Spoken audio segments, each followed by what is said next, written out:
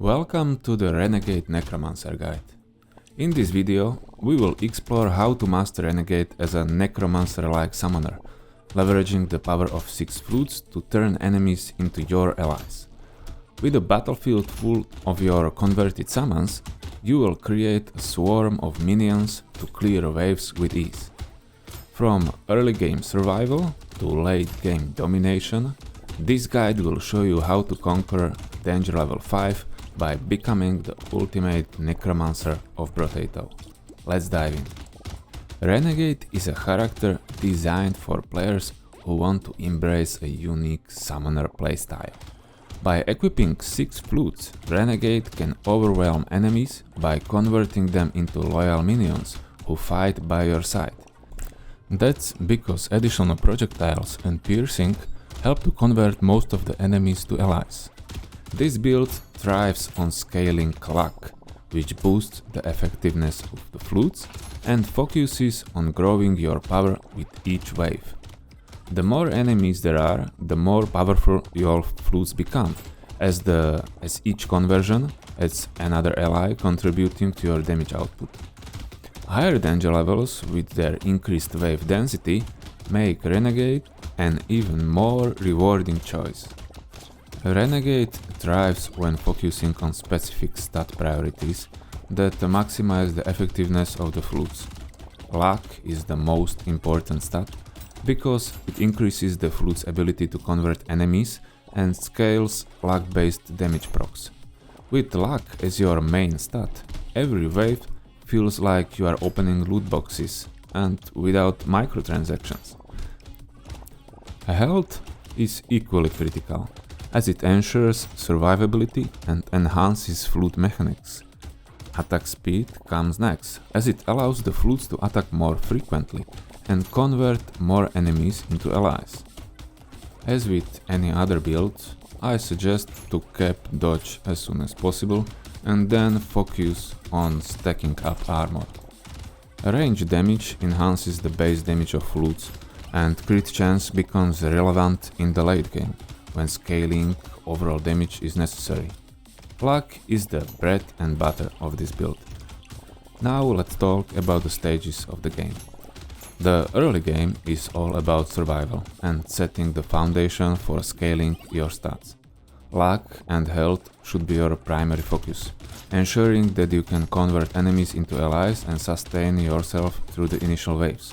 During these waves, positioning is the key, and you should aim to avoid unnecessary damage by staying mobile and making strategic use of consumables to heal. It's also critical to prioritize picking up every baby elephant and cyber ball you see in the shop.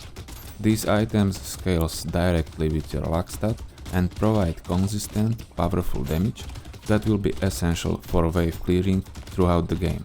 As for other items early in the game, Alien Worm is an excellent early pickup, as it provides a small but reliable boost to both max health and health regeneration.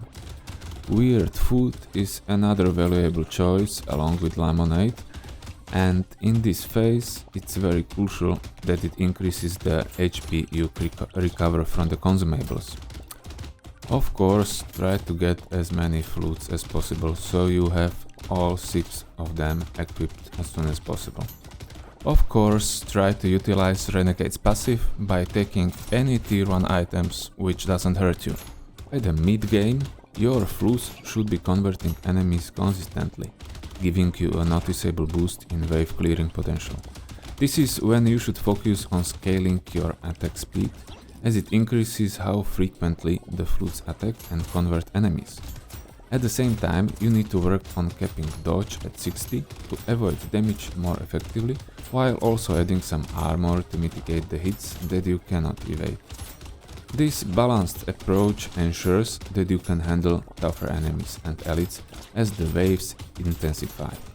Projectile-heavy waves can be, however, tricky during this phase, so it's important to prioritize mobility and dodge to stay alive. Keeping an eye on elites is also critical, as they require focused attention and consistent damage to bring down quickly before they overwhelm you. But trust me, It's so much fun when you convert elites into your allies and they start laying eggs. In terms of itemization during mid-game, Clover becomes an essential pickup at this phase, as it significantly boosts your luck, which in turn enhances your scaling and item rarity. Medal is a fantastic mid-game item, because it provides a balanced mix of health, armor and attack speed, all of which are critical for survival and offense. And it decreases the critical chance, but you don't really care about it. Warrior Helmet is another important item for the mid-game, offering a substantial increase in armor and max health, to help you deal with the increasing dangerous waves. These items will give you the tools to maintain momentum and build toward your late game dominance. In the late game, your primary focus is on maximizing damage output and preparing for the toughest waves and bosses. By this point, you should have scaled luck significantly, enabling you to fully leverage procs from items such as Baby Elephant and Cyberball.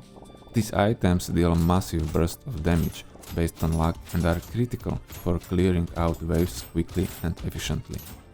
Range damage and crit chance also become important at this stage, as they further enhance the effectiveness of the flutes and help you handle elite enemies. Your late game itemization should focus on options that provide maximum scaling and survivability. Panda becomes a must-have item during this phase, offering a massive increases to both max health and luck. Extra Stomach is another essential late game item, as it grants bonus health for every consumable you pick up. If you can, pick up also Lucky Coin, which can boost your luck even more if your crit chance is high enough. And finally, Spicy Sauce amplifies the area of effect damage caused by consumables, making it an excellent addition to your build as you prepare to dominate the final waves. And that concludes our Renegade Necromancer guide.